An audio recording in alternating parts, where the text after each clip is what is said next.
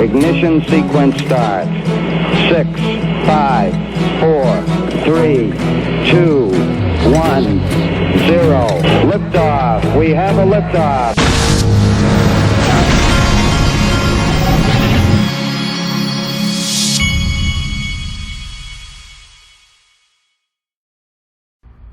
Hey everybody, this is the Digital Asset Investor, and I tell you what, I have got a laundry list. You know how everybody's always asking you, what shows are you watching on Netflix or this or that?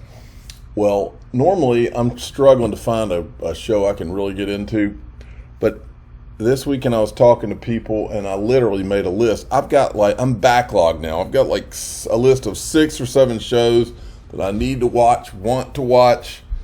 I need to just, I don't ever watch TV in the day. I focus on this and I focus on Twitter, but I need to start watching some things during the day because I'm behind. A new world order is being built. Commodities are at the center of it. Natural resources embody true power and help preserve sovereignty. Many wars throughout history have been influenced by commodities, underscoring their immense importance. Why? It powers the world. Andy Schectman, he's with I don't know if he's the owner, if you would say he's the owner or the president. I know he started Miles Franklin, who's one of my sponsors now. This is where I get my physical gold. This is where you can get it. You call these guys at 952-929-7006. Use code DAI Gold, or you can email them info@milesfranklin.com. But put DAI Gold in there. This guy's super smart. Listen to what he's saying here about bail-ins. This is one of the many reasons that I own physical gold. A bail-in, because that happened in 08, when the Dodd-Frank law was written, and it was written to talk about all the problems on Wall Street that happened during the great financial crisis that they wanted then to put into law so it wouldn't happen again. They said the taxpayer will never be on the hook again to bail out banks that make poor decisions. Instead, you will be bailed in. That means that anything over $250,000 at FDIC, which is a scam anyway, they only have $150 billion in assets backing $18 trillion in deposits. But let's sidestep that for a moment. You are an unsecured general creditor of the bank. You put your money in there. You are lending it to a bank. And if the bank screws up and goes belly up, you'll get your $250,000 back by FDIC. But anything above that goes into the kitty to bail in the stupid decisions of the bank. And what you get back, if there's any money left over, it will be sent back out in a pro rata fashion, or you get shares in what is a defaulted bank. And maybe another bank takes them over and you make some money back on that side. But you'll lose it all. That's what bail-in means, because it was written into law and they sidestepped the law. And part of me feels like, did they do this to get the ball rolling? And I don't know, but that's what bail-in is, and it's going to happen. And I keep saying this on your show, go back to what the conversation on, you can Google it, just Google Oklahoma Republican Congressman grills Janet Yellen. And he said, if a bank fails in Oklahoma, will they be bailed out too? No, she said, unless it's too systemic, and it has to be an uber majority decision of the FOMC, which is the Federal Reserve, myself, the FDIC, and the President of the United States, in order for these banks to ever be bailed out again, unless they're too systemic. In other words, JP Morgan, too systemic. The big commercial banks, too systemic. But the rest of the banks, they're going to get bailed in. And once one does, watch what happens. If you're noticing, there's a few commonalities that you're seeing now. What does it, when you have bail-ins or bailouts or any of this stuff, what does that really mean? What it means is the government can pick the winners and losers. They can pick their friends to win and let their enemies lose. Isn't that the same thing that's been going on at the SEC with you install a Gary Gensler, he can't be fired, and he gets to pick the winners and losers. You install a Jay Clayton, a Bill Hinman, and they get to design it so that they pick winners and losers, and they intentionally keep things vague. You see what the problem is in this country, in the world now? is that this is no longer democracy, folks. It's been perverted in the favor of the bad guys who want to pick winners and losers. You can't have capitalism and a democracy and it be like that. It's just not going to work. These people need to have their butts kicked out of power, period, to fix all of this. This can't go on this way. Now, one thing I'm noticing here is this is the second in 2 weeks. Last week it was SoftBank. Listen to this. Andrew, yeah, it feels like we've been talking about this for years. I think we have. Instacart kicking off its IPO roadshow today, revealing a scaled-down offering size and valuation. The IPO roadshow. That's the second in a week. I haven't seen much of this kind of stuff recently, but in 2 weeks I've seen two now. Second IPO roadshow I've seen. The the IPO market must be opening back up. That's what I'm wondering is that, these IPO markets, they kind of have windows just like everything. It's all cycles. Well, we've been in the down cycle with private equity and all of that going down in value, and the IPO is not happening much. You have to wonder, because we've been in this for a while, you have to wonder if that's opening back up.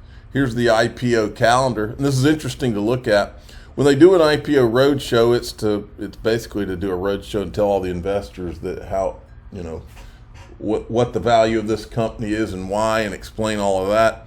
The price ranges of these IPOs vary, but it looks, if you look at the future IPOs, the price range looks like it's most of them are anywhere from $4 to $20, but $4 to $10 looks like the sweet spot. 4 being the magic number. It'll be interesting to see what comes along. Guess what? Link2 has plenty of potentially pre-IPO companies, including Ripple. Ripple's on the platform today. Might want to go check it out. They are one of my sponsors. Now, a video. This video to me looks like someone kind of set Chris Larson up. But who cares? When I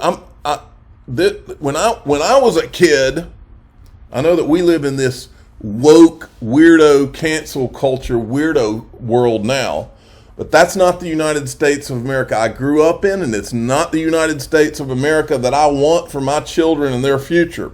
I want my children to see guys like Chris Larson and the guys driving the expensive cars and the baseball players that are hitting grand slams and they're in the major leagues and they've got all the money and the good-looking women and all the stuff. I want them to see that and ask themselves, what did that guy do to get that? I want to work hard and compete to have those things like a nice car or whatever.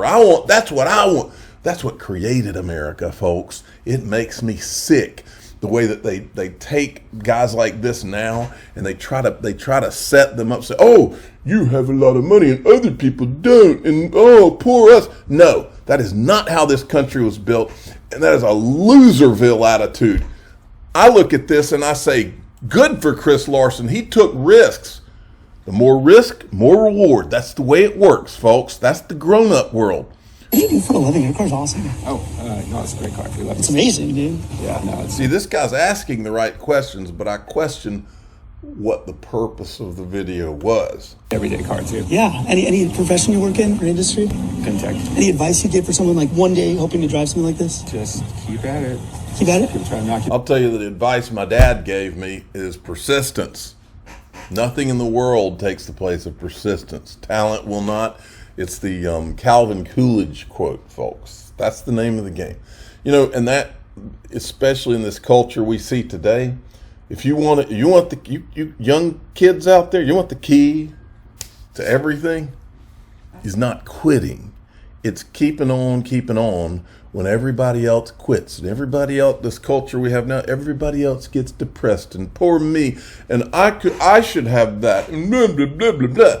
But they don't, and then they stop. They use something as an excuse to quit. They use something as an excuse not to keep on keeping on. And so I see this and I'm inspired, but this loserville world that is being created around us right now sees this and they want to be angry at Chris Larson. No, that is not how I see it. It is not how my children will see it, because my children are to be inspired by these kind of guys and say, if he can do it, I can do it. And anybody who wants to throw rocks at people that see it that way and are trying to keep going and to achieve those kinds of things, you'll have rocks thrown at you by all sorts of people. But those, guess what? That's Loserville. Let them throw the rocks. Don't stop to even waste your time with it. At the same time, it's kind of interesting. Within the last week, Ripple offers $2 million to help San Francisco cover Apex Summit costs. So they donate $2 million the same week that somebody, in my opinion, grabbed a video to try to take shots at Chris Larson. But we say here on the Digital Asset Investor channel to Chris Larson, we say, wow, man, I hope to join you. I don't necessarily, the Digital Asset Investor doesn't even want a Porsche. I don't necessarily want a Porsche.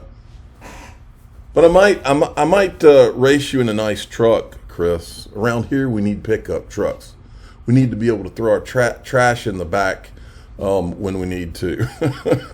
We don't. You've got San Francisco problems. They're a little different than the problems in this part of the country. Or we need to be throw a deer in the back. Anthony Welfare arrived in Istanbul, where the East meets the West for the CBDC conference. 3 days of the best and the brightest minds in CBDC space include cross-border payments workshop, panel with our VP and esteemed experts.